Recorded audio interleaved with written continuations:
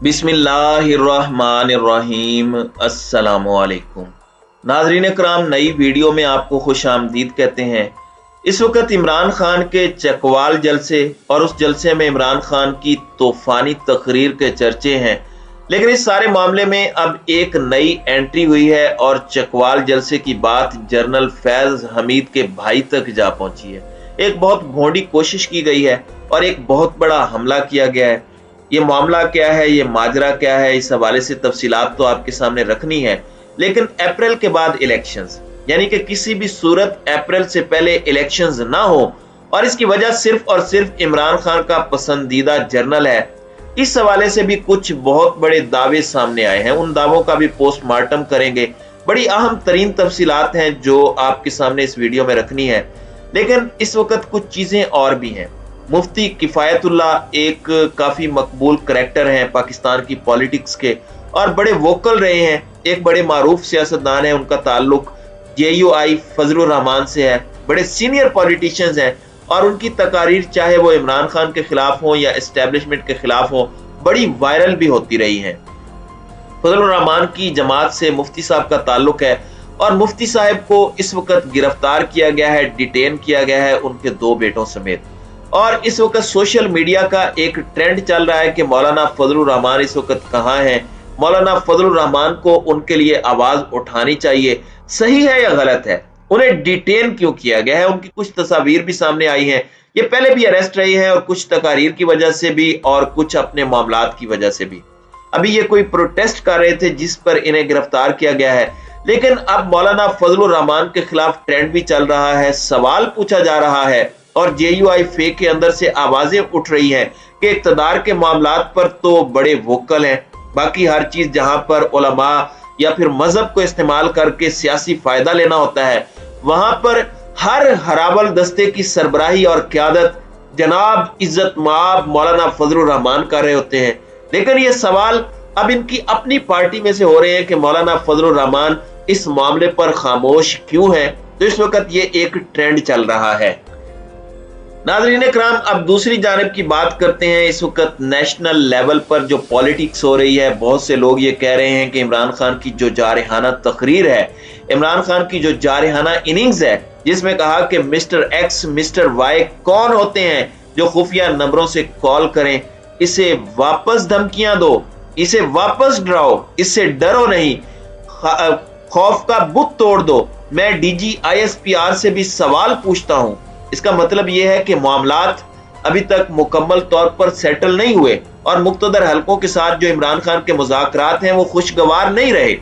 अब यहाँ पर एक पूरा नैरेटिव बनाया जा रहा है कि पिंडी प्लान पर अमल दरामद इस वक्त शुरू हो चुका है और इमरान खान अपनी मर्जी का आर्मी चीफ लाने पर इस वक्त बज़िद हो चुके हैं। इमरान खान ने बहुत सख्त पोजीशन ली हुई है, वो अपने पत्तों को सीनों से लगाए हुए हैं। दूसरी जानिब शहबाज शरीफ नवाज शरीफ को एक एक चीज बताकर अपनी पॉलिसी बना रहे हैं और इस वक्त सूरत हाल ये है कि मुकम्मल तौर पर अगर हम बात करें कि नैरेटिव की जंग है, इसमें PMLN के जो सहाफी हैं वो भी एक्टिव हो चुके हैं। एंटी इमरान और एंटी एस्टेब्लिशमेंट लोग, इन्होंने शुरू में कहा कि इमरान खान के मुज़ाकरात शुरू हुए हैं, सेटलमेंट हो गई है एस्टेब्लिशमेंट के साथ। फिर अचानक इन्होंने ट्विस्ट मारा और इन्होंने कहा कि इमरान खान की तो बड़ी नाखुशगवार मुलाकात हुई है मुख्तदर हलकों के साथ और ये तमाम तर चीजें हुई हैं। अब यहाँ पर कुछ चीजें और भी हैं। मैं इस मामले पर आता हूँ कि अप्रैल वाली तैनाती और इस हवाले से जो प्रोपोगेंडा हो रहा है, जो दीगर तमाम तर चीजें हो रही हैं, वो क्यों हो रही हैं, उसकी वजह क्या है, इस पूरे मामले को हम तफसील से एनालाइज कर लेते हैं। लेकिन सबसे पहले एक पूरा मुनज़्ज़म प्रोपोगेंडा किया जा रहा है और इससे पहले भी ये किया जाता था। लेफ्टिनेंट जनरल फैज हमीद का ताल्लुक चूंकि इस एरिया से है जहां पर यह जलसा हुआ है और उनके भाई के हवाले से जो नायब तहसीलदार हैं, उनकी प्रमोशन सही नहीं हुई। ये पहले भी इनके खिलाफ ऐसी बातें होती रही। उस वक्त भी जब असद तूर पर तशद्दुद हुआ था, उस वक्त भी कहा जाता था कि ये असल रीजन थी असद तूर पर हमले की या तशद्दुद की, क्योंकि असद तूर ने एक खबर दी थी कि चकवाल के तरक्की पाने वाले नायब तहसीलदार नजफ हमीद कौन है और ये खबर क्यों डिलीट की गई। तो इस तरह से ये पहले भी इन्हें मुतनाज़े बनाते रहे हैं। अब यहां पर बताया जा रहा है कि सरदार नजफ हमीद ने एक स्टेटमेंट दी जो अखबार में भी आई, पब्लिकली खुलकर स्टेटमेंट दी कि चकवाल में इमरान खान का जलसा तारीख साज होगा। अब इस पर शमा जुनेजो मंजर आम पर आई, मैदान में आई और उन्होंने लिखा कि कप्तान का जलसा तारीख साज बनाने के लिए चकवाल के सरदार नजफ भी पेश थे। सरदार नजफ हमीद कप्तान के एक पसंदीदा जनरल के भाई भी हैं, बूझो तो कौन। यानी ये डायरेक्टली जनरल फैज हमीद के साथ लिंक उन्हें कर रहे हैं कि वो उनके भाई हैं। चकवाल से कप्तान के पसंदीदा जनरल के भाई सरदार नजफ हमीद कप्तान के जलसे को कामयाब बनाने के लिए रैली निकाल कर ले जा रहे हैं। अब ये खबर भी इन्होंने दे दी। अब इस सारे के सारे मामले के अंदर कुछ चीजें हैं जो बड़ी इंपॉर्टेंट है। पाकिस्तान की पॉलिटिक्स में भाई भाई मुख्तलिफ सियासतें करते रहे हैं। आप देख लें कि मोहम्मद जुबैर और असद उमर, एक जो है वो पीटीआई के अंदर है, दूसरे मुस्लिम लीग नून में है। अगले दिन फिर शेखुपुरा की एक तस्वीर वायरल हुई, गालिबन शेखुपुरा का ही इलाका था जिसमें एक महल नुमा घर है, आधे घर पर पीटीआई के बैनर्स लगे हुए हैं, आधे पर पीएमएलएन के। लोगों ने काफी मजाक भी उड़ाया कि एक भाई इधर है एक भाई उधर है, तो आपको विफाकी हुकूमत से कोई काम हो तो सज्जे पासे जाएं, सूबाई हुकूमत से कोई काम हो तो खब्बे पासे जाएं। लेकिन पाकिस्तान की पॉलिटिक्स में ये होता रहता है और हर शख्स की अपनी आइडेंटिटी है। क्या एक जनरल जो है उसके घर वाले घर बैठे रहे, वो कोई काम ना करें?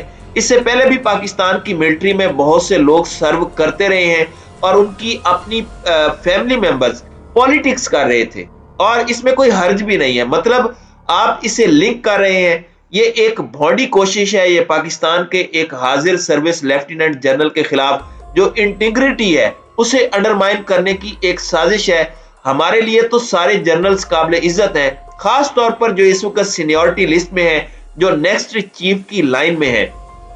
तो ये बड़ा सेंसिटिव इशू है और मैं इस पर हमेशा बात करता रहा हूं कि पाकिस्तान की आर्मी इंतहाई प्रोफेशनल इदारा है, इसमें इस तरह की चीजें इनका नोटिस लेना चाहिए। अब पूरे का पूरा एक नैरेटिव बनाने की कोशिश की जा रही है।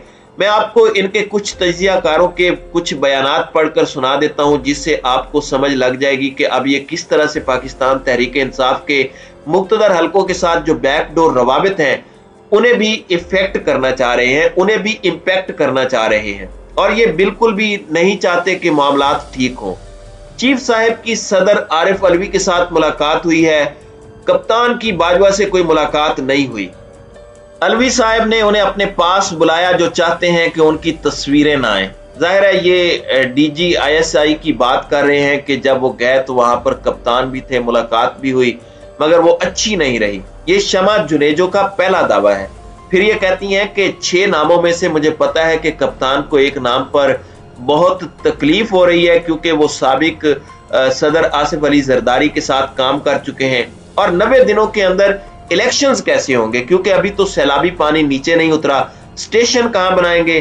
तकरीबन 80% सिंध और बलूचिस्तान डूबा हुआ है और 2 से 3 महीने लग जाएंगे इस पानी को नीचे जाते हुए।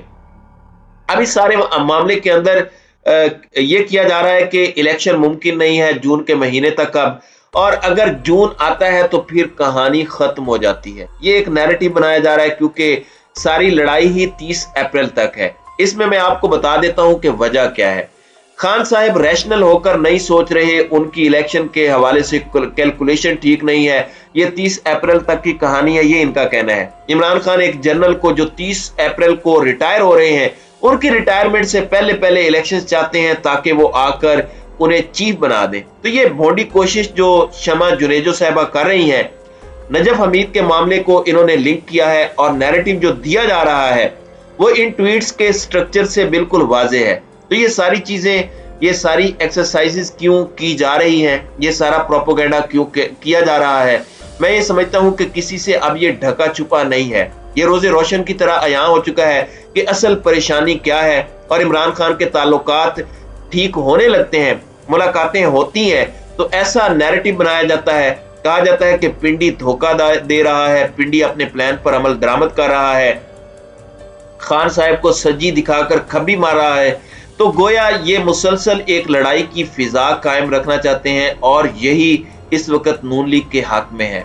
तो नाज़रीन कराम, आपकी इस वीडियो के हवाले से क्या राय है? अब अपनी राय का इजहार कमेंट सेक्शन में जरूर कीजिएगा।